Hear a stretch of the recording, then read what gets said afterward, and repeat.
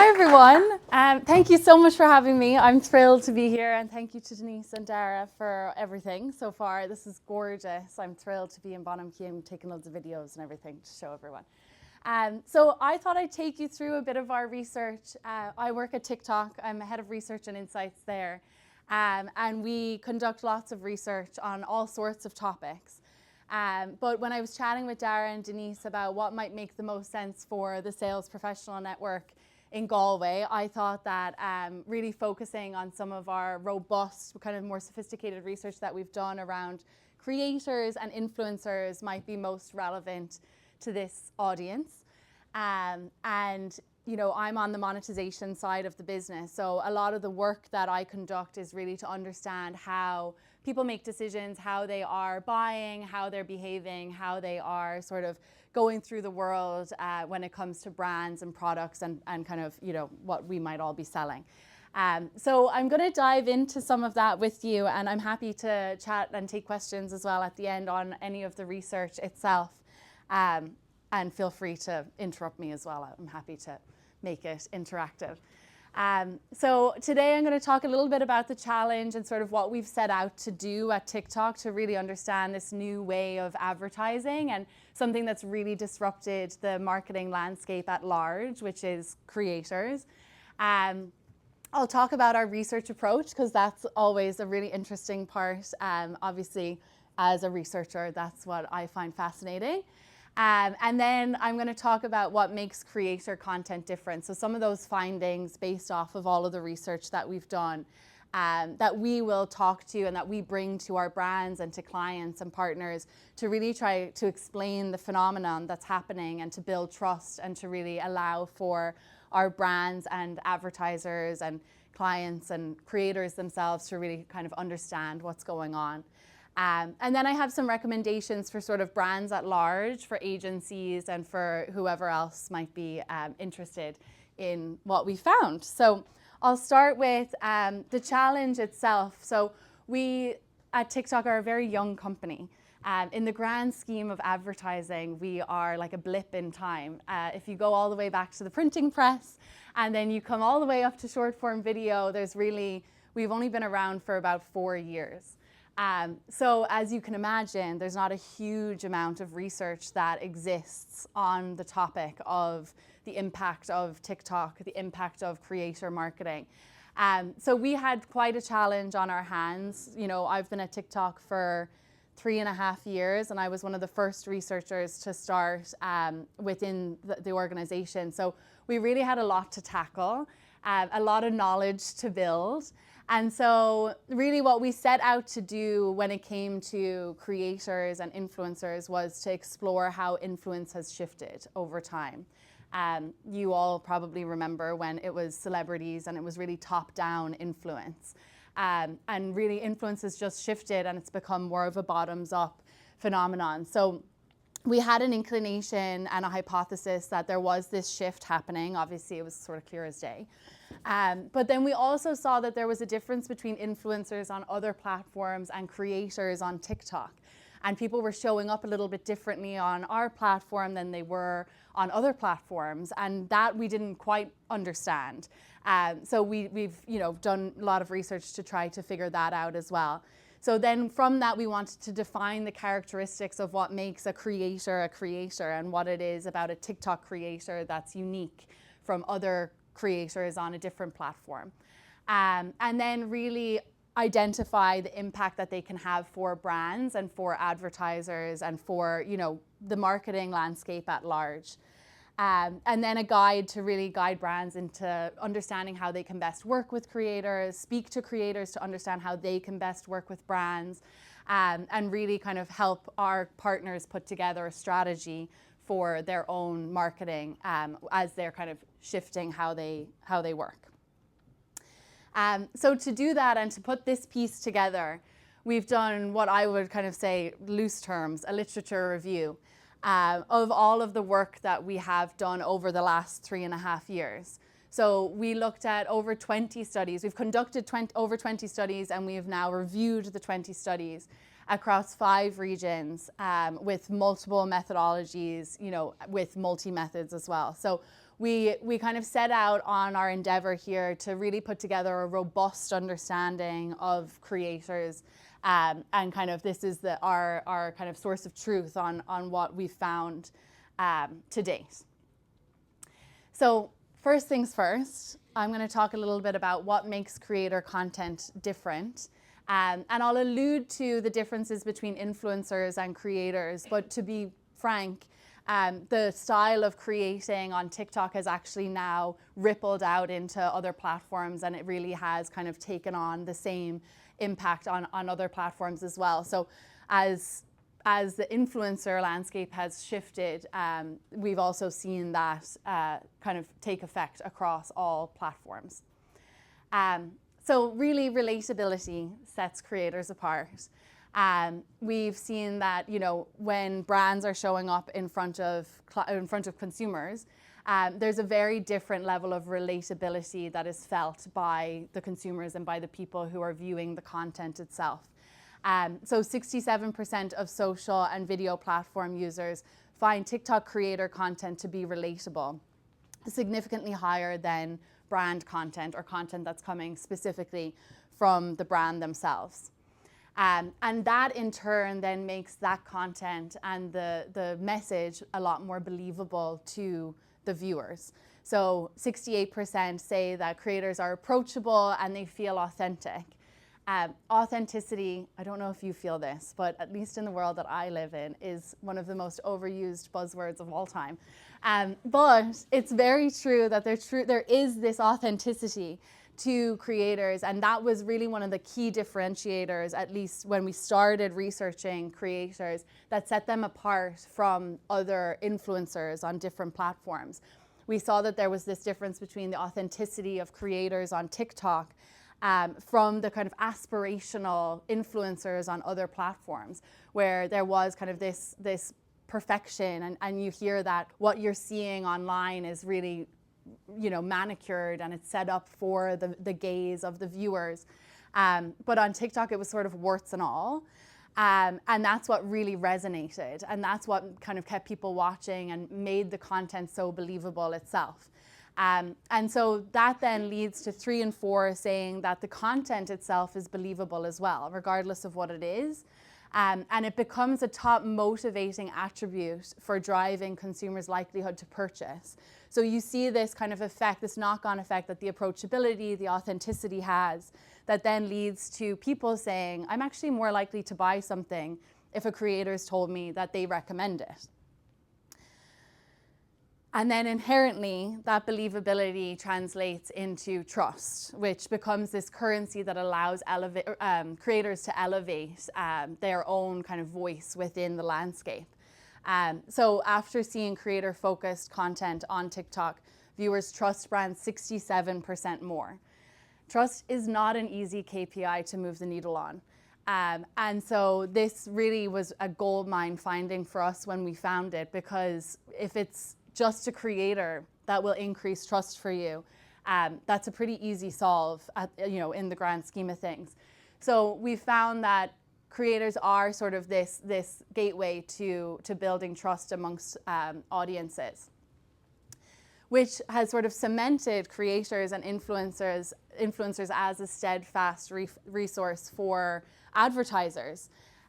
Because they are believable, right? And 72% believe that creators actually do like the things that they post about because they've done an amazing job and do an amazing job at being discerning in what they actually do bring to the market.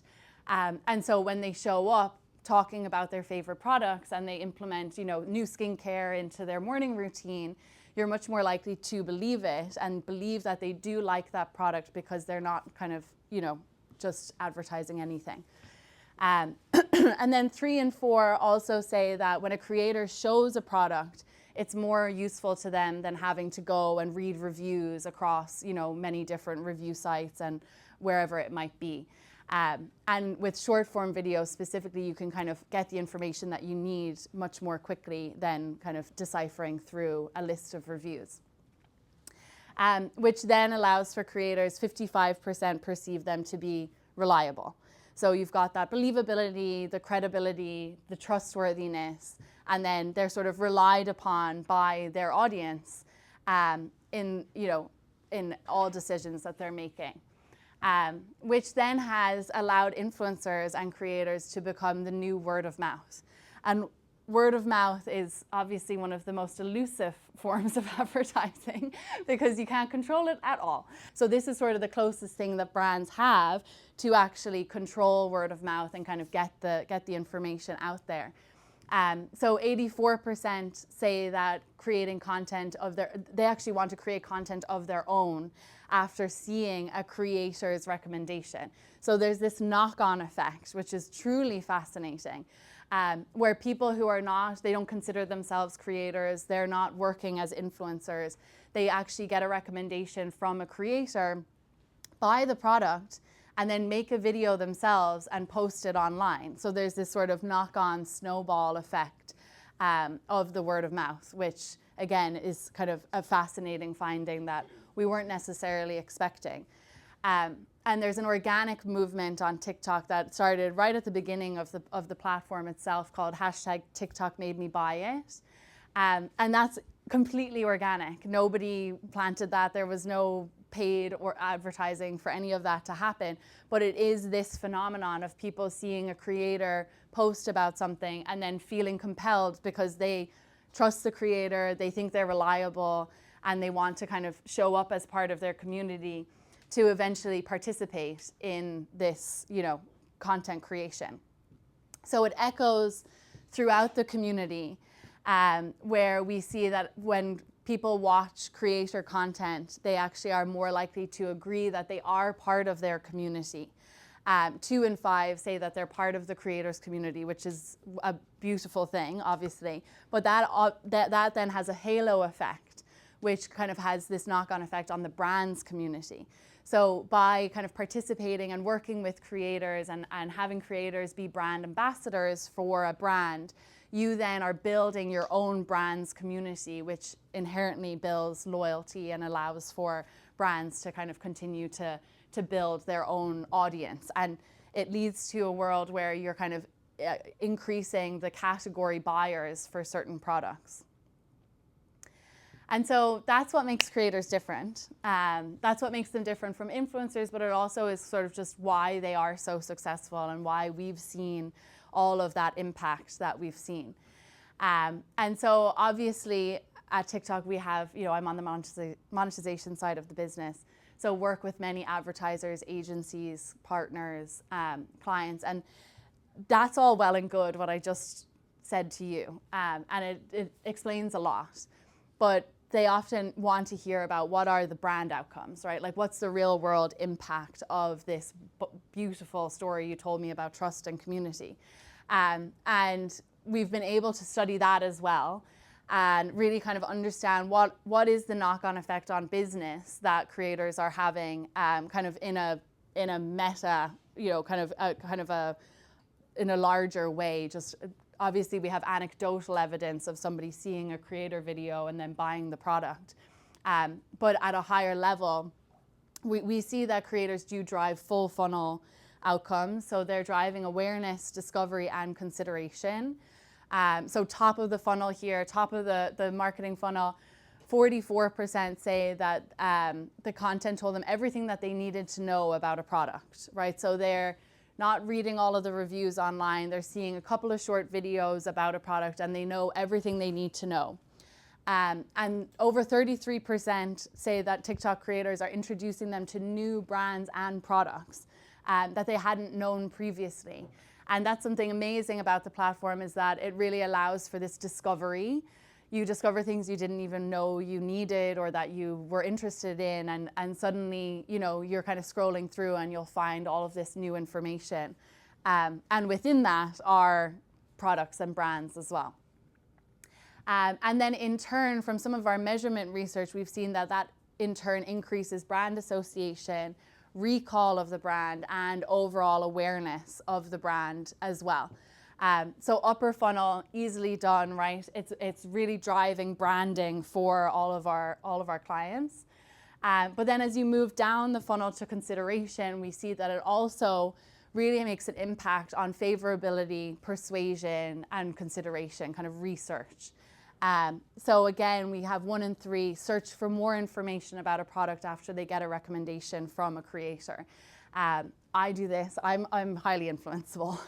And I always will, when I see a video from a creator that I like, Wishbone Kitchen is one of the creators I love on TikTok. She's a private chef, and I won't make any moves without kind of consulting with her. But she recommended a Ninja smoothie maker, and I needed a smoothie maker. And the minute I saw that video, I was able to say, okay, she recommends it. I'll do a little bit more research, which I did, and then I looked at all of the other options because I don't want to just take her at, exactly at her word. So I'll look at all the other options, and then once I've kind of narrowed it all down to my top 3 or 4, then you're kind of down to, well, what decision am I going to make? And I ultimately bought the Ninja smoothie maker. And it does have to do with that trust that it's kind of inherent, and it becomes sort of this gut reaction. It feels like a recommendation from a friend. And so then that also increases persuasion. So here it's an index, but ads without creators are the average, and ads with creators have 10% or 11% higher brand persuasion, which is their likelihood that an ad will actually have immediate brand disposition. And then ultimately, ads with creators drive an increase in brand favorability. So it increases favorability overall by 25%, which again, not an easy one to move the needle on. And then when we come all the way down to the bottom of the funnel, as I mentioned, the Ninja smoothie is a good example. I ultimately purchased the product. 53%, I'm not alone, thank God. 53% say that they actually have purchased a product based off of creator content. And there is an 18% increase in recommendations among social and video platform users. So that's that sort of knock-on effect that I mentioned earlier, that I'm now standing up here telling you about the Ninja smoothie maker. So if that's not a knock-on recommendation, I don't know what is. And then ultimately, and this is a little jargony, but it increases return on ad spend overall. So for every $1 that you spend for an ad, you'll get a higher return if you're working with a creator. And that's based off of our measurement, metadata analysis, and MMN studies to really showcase that, if you just buy a digital ad, you'll make back 8 cents on every $1 that you spend. If you have a brand-led ad, you'll make back 41 cents on every $1 that you spend. And then with creator ads, it's a 52% increase. You'll make back 64 cents, right? So this is an example, I think, from the CPG category, but compelling to a media planner. So this is the last section, but I just wanted to talk a little bit as well about or wanted to acknowledge the fact that it's sort of it's a big ask, right? It's a tall order to say, to all companies everywhere, forget what you know about advertising and, spend all your money on creators and influencers and, screw TV. That's not what we're saying by any means. But we live in a world where there is sort of more of a need to show up on different platforms within different medias. There's a need for increased volume of creative within the advertising industry at large and kind of within marketing generally. As soon as digital advertising came along, the need for creative and the volume of creative increased exponentially. And that's a pain point that we hear all the time, and it's a question that I get asked on a daily basis. And so I wanted to talk a little bit about creative volume, just because it is sort of it's a tricky one to really get around, and I think creators are sort of the answer to that question. So consumers expect creators to post content across a variety of categories and post multiple times a week. And this is from one of our partners that we conduct research with, who actually did an amazing study where they went to VidCon and they spoke to fans of creators and creators themselves. And there's sort of this thinking, I think, still in the industry that if you're a food and beverage brand, then the creators that you should work with are chefs and people who create recipes and home cooks and people who have, you know, recipe blogs. But there's this amazing phenomenon that's sort of happening at the moment where we see this kind of cross-category collaboration, and it's so fun, and really we want to encourage it because it's even more impactful than, you know, just having a chef make a recipe with your food product. If you have the chef that everyone loves showcase her skincare routine and showcase, you know, a new moisturizer or whatever it might be. But they also expect this high volume, right? They're expecting multiple videos a week. And some people even say there were creators we spoke to who post on TikTok multiple times a day. And if you ask a brand to do that, it's just like a huge ask. So in order to kind of speak to how you can get around this kind of huge ask, we recommend working with a variety of creators, right? So instead of just picking your one golden goose creator that's going to kind of answer all of your questions, we really recommend working with multiple creators across different categories, across different demographics and audiences, different interest categories, to really get your brand out there, and you can kind of expand your category as well.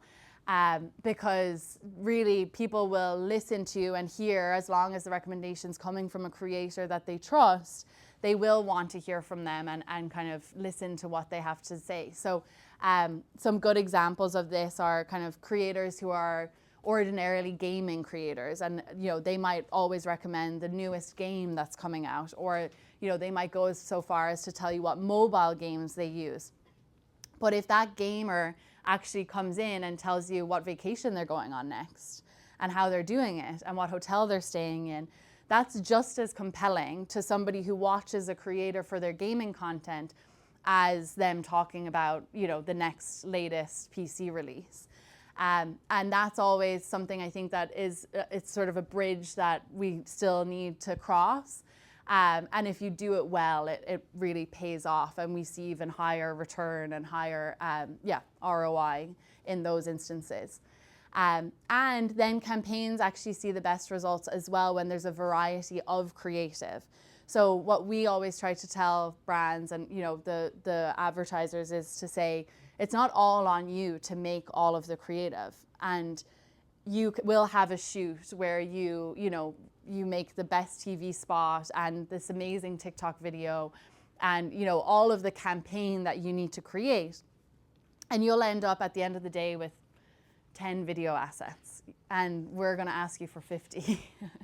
So when it comes to that, and when it comes to kind of multiplying and getting to a place where you have this high volume of creative, the answer to that question is always creators, because you can give a brief, you know, a loose brief, and allow creators to really take the wheels and come up with their own version of your campaign.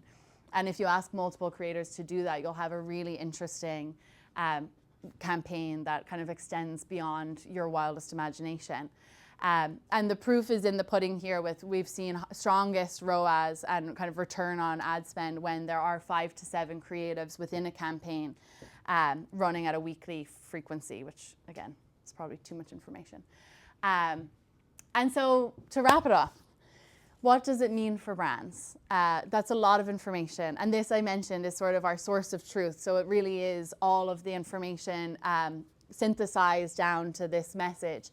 But really it's to embrace the relatability, the authenticity of creators, and encourage that authentic storytelling. And one kind of message I always try to land with colleagues and peers is that creators know their audience best, and they speak the language of the platform that they post on most accurately. And so giving them the creative freedom to do what they do best and to speak TikTok in a way that your brand can't is the recipe for success. And you know, you can brief them on what messages they need to get across, but not necessarily scripting. And then leveraging that trustworthiness to really allow for them to build the credibility. And you won't allow them to build that credibility if you are scripting them, right? So there is this kind of need for letting go of the brand guidelines a little bit and letting creators really run with it. and tell their story. And I said this earlier, but often they'll come up with something better than, you know, any creative team could have come up with on their own. And then to create that sense of community and maximize engagement, really adopting strategies that allow for this active involvement from the audience. So having multiple creators, a variety of creators, but also kind of having them really engage the community and have the audience really lean in. One of the powers of TikTok specifically is the power of the comment section. I don't know if everyone here is on TikTok, probably not. But the comment section, unlike any other platform, is this place where people like dive into. So they'll be watching a video, and before the video is even finished, they start reading the comments. And our recommendation is always to brands is to say, like, get involved. That's the free focus group, you know, like get in there, have a chat on a creator's video and really participate. And we've done research on the comment section as well, which I'm not getting into here today. So creators are sort of the gateway into that, and you can kind of start that conversation. And then once you're in the community and they've built that engagement for you, there's this kind of open door for brands as well to get involved and kind of continue the conversation and then post themselves organically on their own platform and, you know, kind of get more leverage out of their own brand assets as well. So I'm going to pause there. That was a lot of information. But I'm happy to take any questions or chat to you afterwards as well if there's anything. Thank you.